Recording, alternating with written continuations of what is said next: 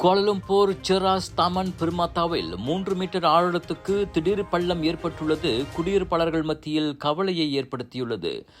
ஜலான் சிலார் ஜலான் சிலாங்காட் குறுக்கு சந்திப்பில் ஏப்ரல் 28ஆம் தேதி அதிகாலை அப்பள்ளம் தோன்றியது. இதையடுத்து பொதுமக்களின் பாதுகாப்புக்காக அவ்விரு சாலைகளின் ஒரு பகுதியும் ஜலான் சிமரா பாடி சத்து சாலையும் மூடப்பட்டுள்ளன. அருகிலுள்ள மேம்பாட்டு திட்ட குத்தகையாளர்களால் மேற்கொள்ளப்பட்ட முதற்கட்ட கழிவுநீர் குழாய் பதிக்கும் பணிகளின் போதே அப்பள்ளம் தோன்றியதாக அறியப்படுகிறது.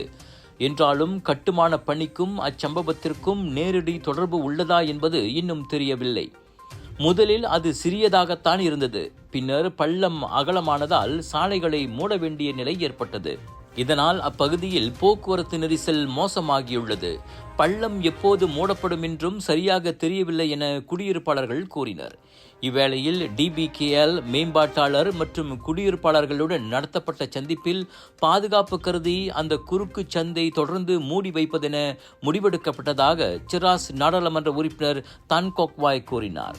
பள்ளம் சரி செய்யப்படும் வரை போக்குவரத்து மேலாண்மை திட்டம் குறித்த அறிக்கையை 7 நாட்களுக்குள் சமர்ப்பிக்க வேண்டும் என மேம்பாட்டாளருக்கு DBKL உத்தரவிட்டிருப்பதாகவும் அவர் சொன்னார். இப்பகுதியில் இதுபோன்று நடப்பது இது முதன்முறையல்ல.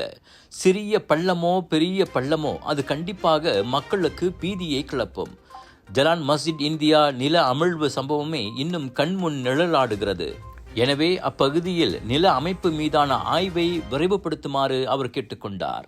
அன்னையர் தினத்தை ஒட்டி இந்தியா கேட்டின் சிறப்பு பக்கெட் பிரியாணி ப்ரோமோ. இலவச கேக்குடன் கூடுதலாக 10 விழுக்காடு பிரியாணி.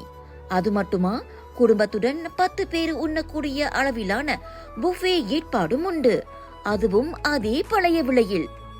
அருகிலுள்ள இந்தியா கேட்டை உடனே அழையுங்கள்.